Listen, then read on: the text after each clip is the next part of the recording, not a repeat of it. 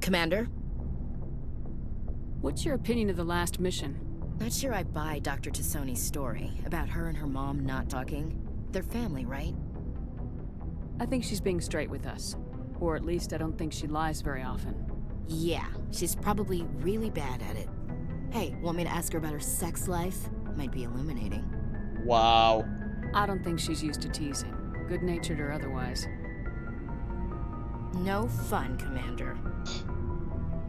Too bad those ruins got destroyed. I mean, they lasted thousands of years. That's impressive. Do you have a few minutes to talk? One-on-one? Sure. I was just watching some mail from home. Oh, before I go, we saw Caden in a news vid about the Normandy. He's cute. Later, sis. Wow. Let's pretend this never happened. Are you interested in the Lieutenant, Chief? No, ma'am. And anyway, Scuttlebutt says he's already sweet on someone. What's up? You didn't come by to eavesdrop on family mail. Well, that was fast. Your family seems to be important to you. Yeah, we've always been close. Me and my sisters especially. With Dad on duty so much, I had to help Mom raise them. What about your mother? You haven't mentioned her. You must know what military wives are like. Strong because they have to be, able to raise kids while Dad's away on a 6-month cruise. She has a degree in planetary geology. She and Dad both wanted to see new worlds. She gave up her career to raise us, though. Did your father serve with the fleet? Yeah, took any crap posting he could get that offered space time. You know what? He worked his ass off trying to get recognized, but he never made it above serviceman 3rd class. He was real proud when I made Chief. First thing he did was salute. You have more than one sister? Sounds like a big family. Yeah, I'm the oldest, then Abby, then Lynn. Sarah's the youngest, she's still in high school. With 4 girls, Dad used to say he felt more outnumbered at home than on maneuvers. Where did you grow up? All over. We transferred a half a dozen times before I finished grade school. You go where personnel command sends you, right? I guess that's why I'm so tight with my sisters. We'd have to leave all our friends every 2 or 3 years. After helping raise them, your sisters still talk to you? Amazing. Things were tense between Sarah and me for a while. Then we bonded. Sounds like a story. Feel like sharing? Sarah got herself a boyfriend who wanted to go faster than she did, Mike. I didn't think he was a bad kid, just pushy. Lynn would send me these worried vid mails, and I'd tell her to relax. If he really liked her, he wouldn't be pushy. Yeah, of course, if he didn't ask at all, I'd wonder if he thought Sarah was ugly. Damned if you do, damned if you don't. Mike thought they'd go for a romantic walk in the woods, because he figured it was past time they did the deed. She levered Mike face first into a tree and left. Didn't have a scratch on her. Good thing Mom and Dad had us all learn some kind of self-defense. I took emergency leave and walked Sarah to school for a few days. Why didn't you tell the police? She said it wouldn't solve the real problem, and she and Mike would both become household names. It was a small colony. I said it was her call to make, that we should let her do it her way. Mom was pretty pissed about that. You said all of your sisters learned self-defense? Lynn did pistol practice, but didn't like it. She's kind of nervous. Sarah took Aikido. Abby decided to learn the sword. She always was a little weird. Likes big skirts and tops you have to tie her into. They do great things to her figure, though. So, what did you learn? One of Dad's friends taught me Marine hand to hand.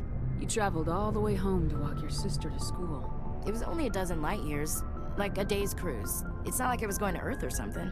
My last day out, Mike was waiting for us. Sarah had told her friends, so everyone at school knew what he did. He wasn't happy.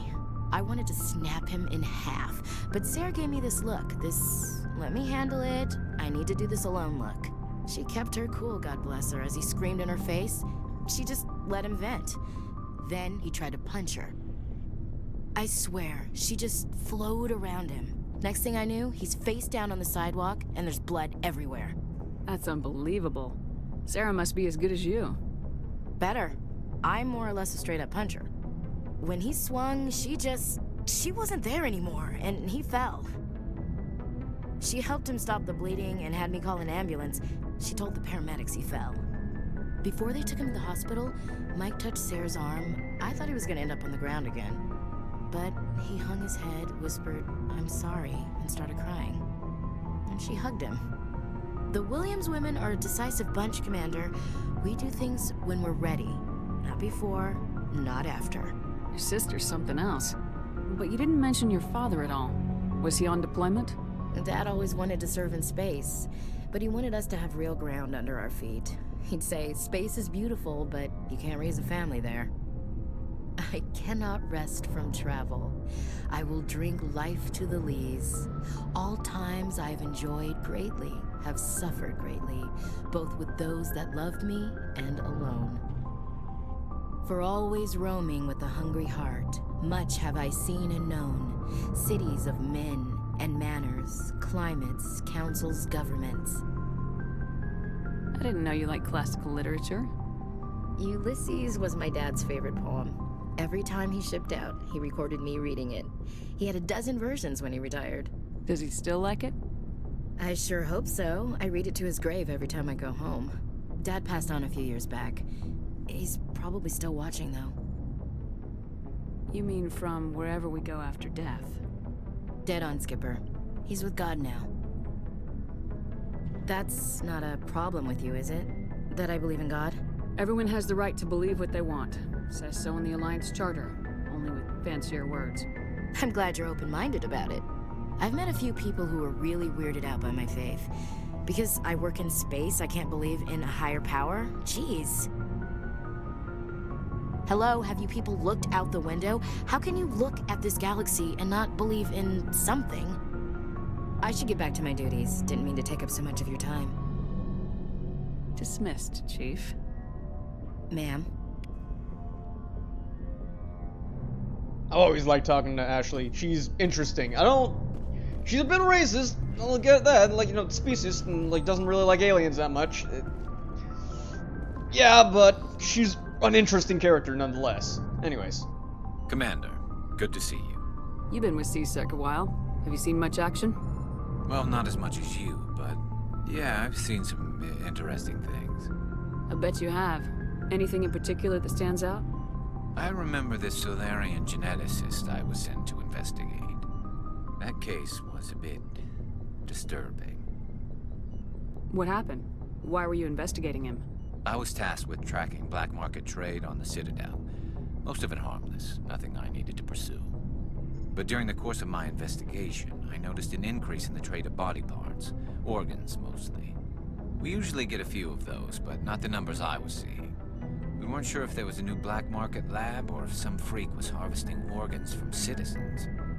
You've seen this before on the Citadel? Every so often, some lab sells unwanted parts through the black market, but they're not as bad as the psychos.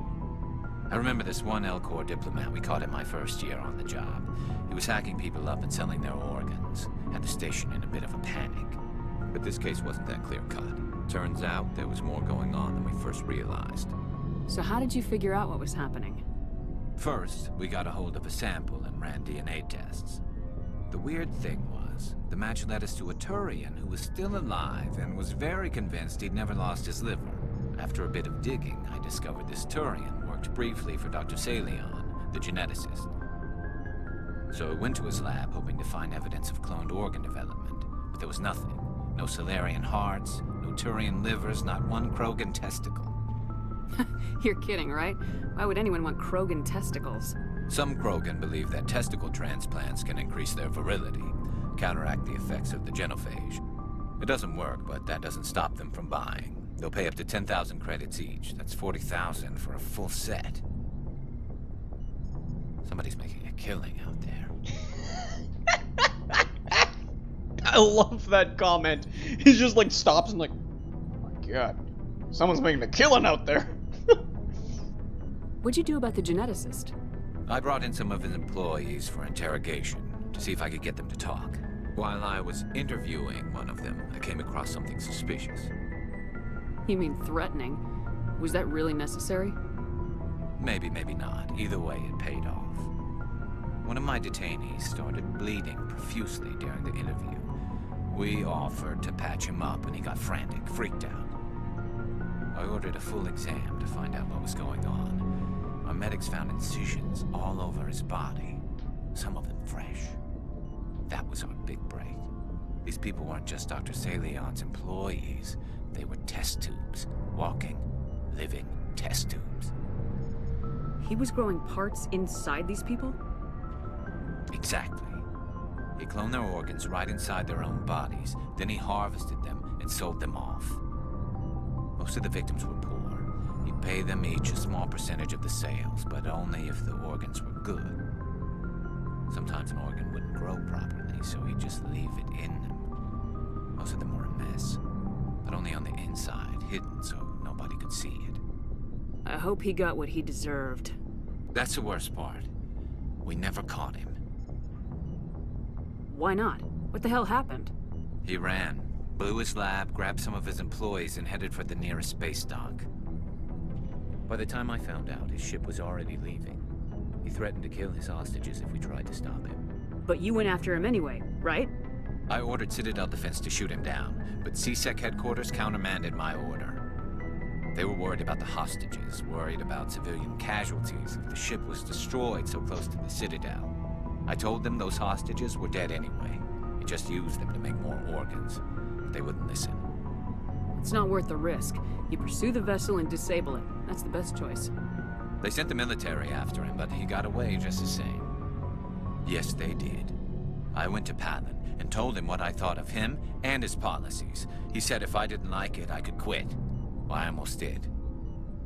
All they had to do was disable that ship, stop him from running. Maybe the hostages die, maybe they don't, but at least we stopped the bastard responsible for it all. If you don't care about the fate of those hostages, then you're no better than he is. You're just a terrorist with a badge. Yeah, maybe you're right.